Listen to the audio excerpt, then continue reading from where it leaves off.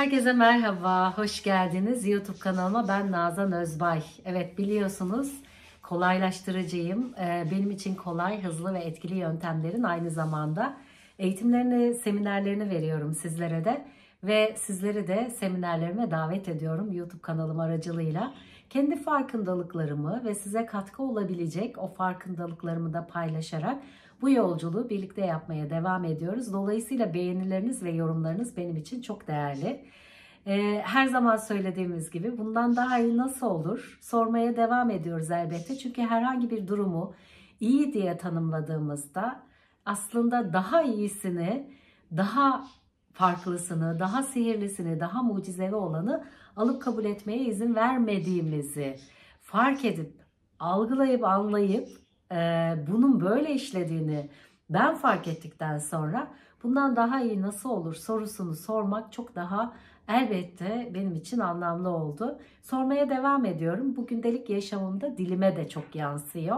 Herhangi bir şeyi duyduğumda o durumu zihin hemen algılıyor ve o durumla ilgili bir tanım ya da bir sonuçlandırmaya giriyor biliyorsunuz hemen. Yani iş yerindeysiniz ve iş yerindeki durumlarla ilgili bir arkadaşınız size bir durumdan bahsediyor. Biliyor musunuz işte bu ay maaşlar artacakmış diye. Hemen ne kadar artacağını, nasıl artacağını, kimin ne kadar artıp kimin ne kadar artmayacağını, kimin maaşının bir dolu zihnimizden değil mi bakış açıları geçmeye başlıyor. Sonra o kendi zihnimizden geçen o varsayımlara ilişkin olarak tepkiler yaratmaya başlıyoruz, tepki vermeye başlıyoruz ve sistem bunun üzerine kurulu bir şekilde otomatik olarak devam ediyor. İşte burada aslında bundan daha iyi nasıl olur sorusuyla birlikte biraz da para konuşmak istedim. Çünkü son dönemlerde biliyorsunuz para konusunda herkes kendi realitesini değiştirmek için, bakış açısını değiştirmek için kendi çapında bir şeyler yapıyor.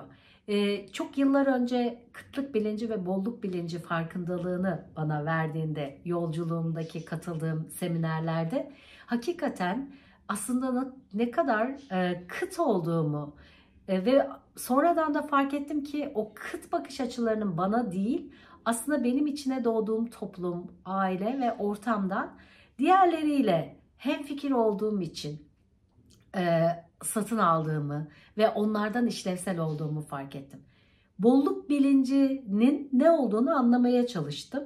Elbette ki zihnimle anlamaya çalıştığımda bolluk bilincinin bir şey yapmam gerektiği, bir hareket, işte bunu yaparsam ondan sonra sanırım böyle olur, bunu yapmazsam sonra bu olur şeklinde bolluk bilincini de zihnimle anlamaya çalıştım ve elbette ki bildiğiniz gibi anlayamadım.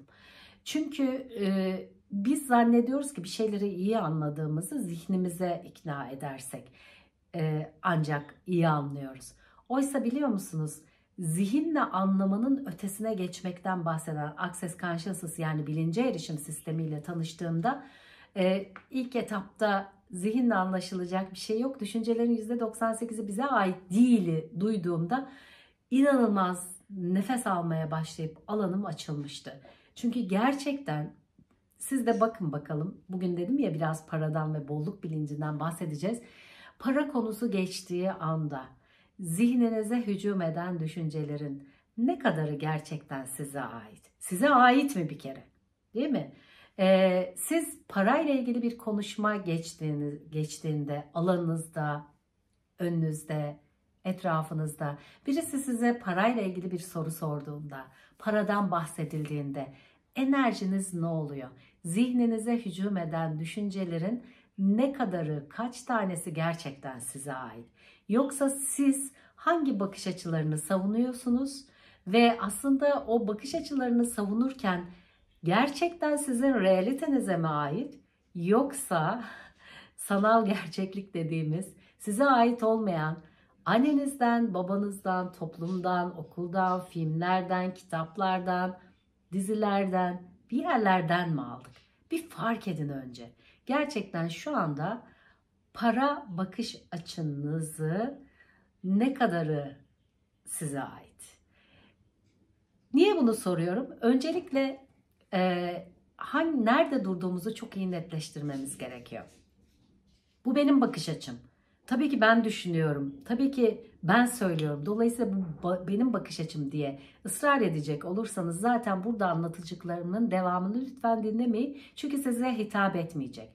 Ama her zaman olduğu gibi farklı neler mümkün ve benim için de neler mümkün sorusunu soruyorsanız ve şu ana kadar bildiklerimin ötesinde neler mümkün diye sorup bunun gerçekten yanıtını arıyorsanız o zaman gözlerinizi, kulaklarınızı iyice açarak dinlemenizi tavsiye edeceğim. Neden? Çünkü para bir seçimdir. Para öyle bize bu realitede anlatıldığı gibi gerçekten şu işi yaparsak bu kadar para, bu işi yapmazsak bu kadar para, şunu kaybederiz, bunu alırız ve aslında hayatımızın sonuna kadar para için çalışmak zorunda mıyız? Ya da acaba parayı harcamak için mi yoksa sahip olmak için mi istiyoruz? Yoksa çok fazla paraya sahip olan insanlar hakkındaki bakış açıları mı?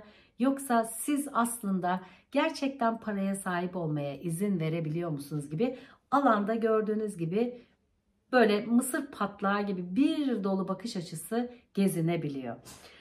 Paraya sahip olduğumuz için şükran mı duyuyoruz? Yoksa sahip olamadığımız para için gerçekten strese mi giriyoruz? Birçoğumuz biliyorum ki sahip olamadığımız para için strese giriyoruz. Kolaylaştırıcılığını yaptığımda, karşılaştığımda. Bunu çok iyi biliyorum çünkü bu benim için de böyleydi.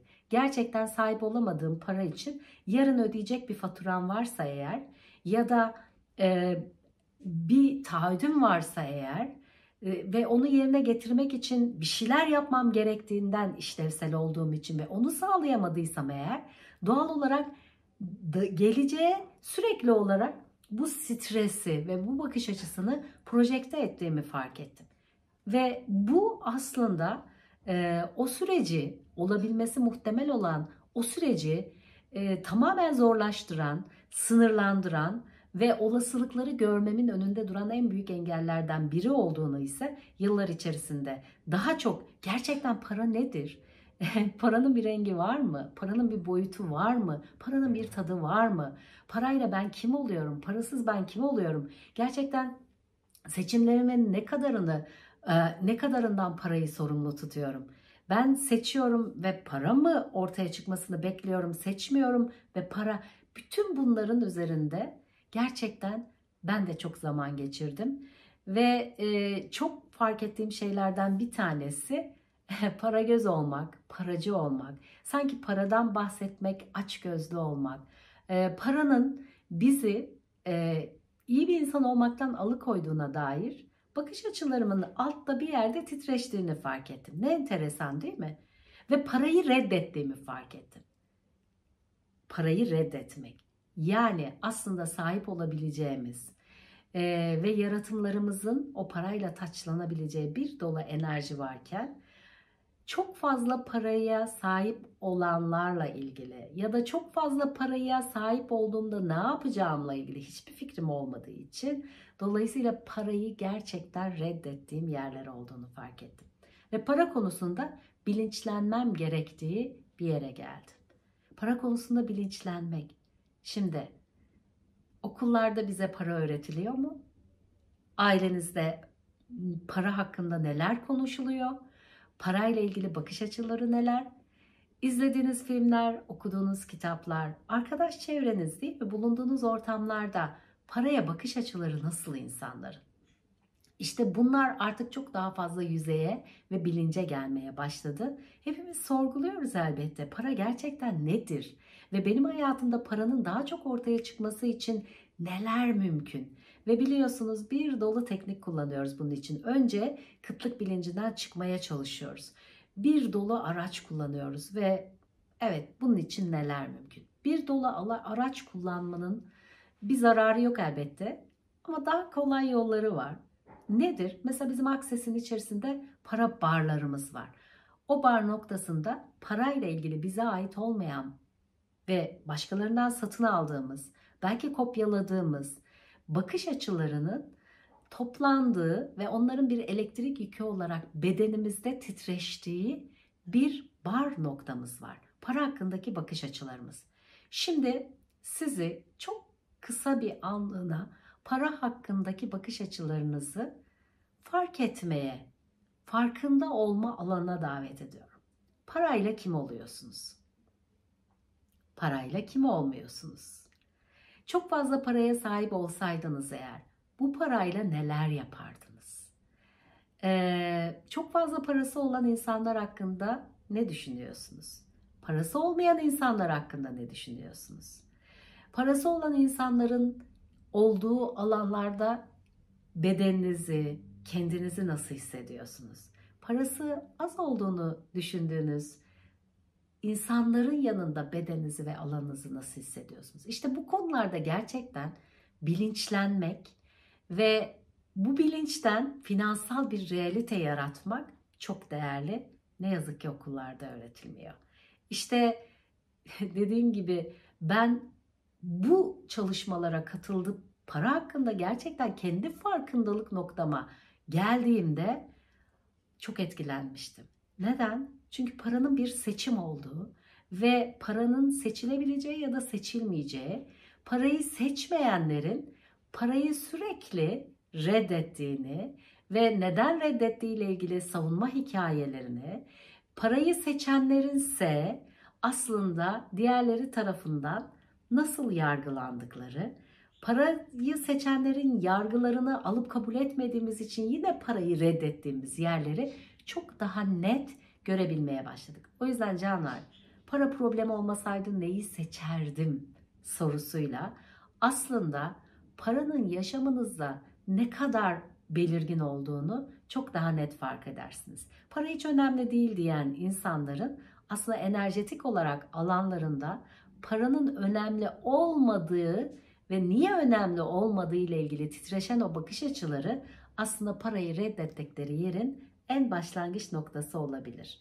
Ve parayı neden alıp kabul etmeliyiz? Çünkü realitemizi gerçekten değiştirmek ve genişletmek istiyorsak kolaylaştırır.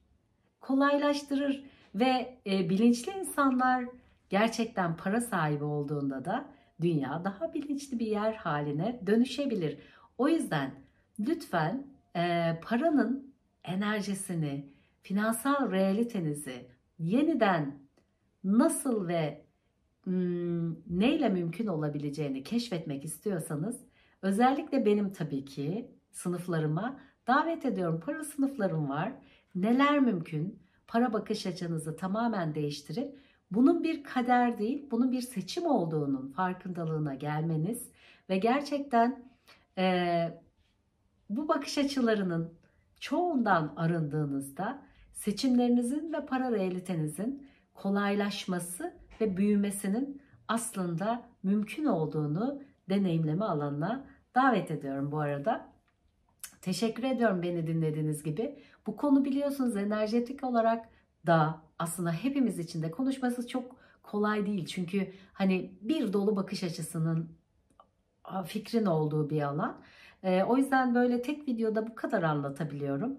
Ama eğer yorumlara yazarsanız ve takip ederseniz elbette başka neler mümkün demeye devam ederek sizlerle birlikte olmaya devam edeceğim. Hoşça kalın, görüşmek üzere.